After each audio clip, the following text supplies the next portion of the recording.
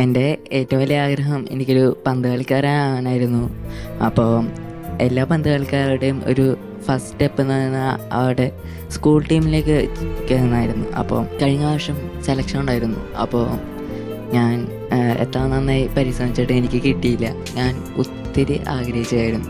കുറേ പേര് എന്നെ ആശ്വസിപ്പിച്ചു. എന്നാലും ഞാൻ എല്ലാ ദിവസവും പ്രാർത്ഥിച്ച് ഞാൻ വീണ്ടും ഇന്നലെ ആയിരുന്നു സെലക്ഷൻ. ഈ വർഷത്തെ സ്കൂൾ ടീമിന് വേണ്ടി എനിക്ക് കയറാൻ കഴിഞ്ഞു.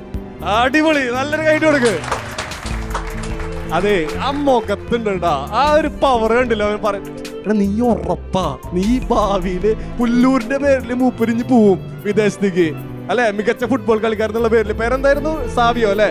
അതെ, മികച്ച ഫുട്ബോൾ താരം സാവിയോനെ സ്വാഗതം എന്നുള്ള ഒരു പേര് നിന്റെ പേരിൽ വരും. പക്ഷെ നീ ഒരു കാര്യം ആലോചിക്കണം, ആ സമയത്ത് എന്ത് പറയണം? ഈ ഒരു ഇൻസിഡന്റ് എല്ലാവരോടും പറയാൻ പറ്റണം. ആ പ്രത്യാശയോട് കൂടിയുള്ള പ്രാർത്ഥനയുടെ ഭാഗമായിട്ട് എന്തുണ്ടായി? എനിക്കിപ്പോൾ സ്കൂൾ ടീമിൽ ഒരു അംഗമായി. അതെ, ഇതൊരു ജീവിത സാക്ഷ്യം കൂടിയാണ് കേട്ടോ.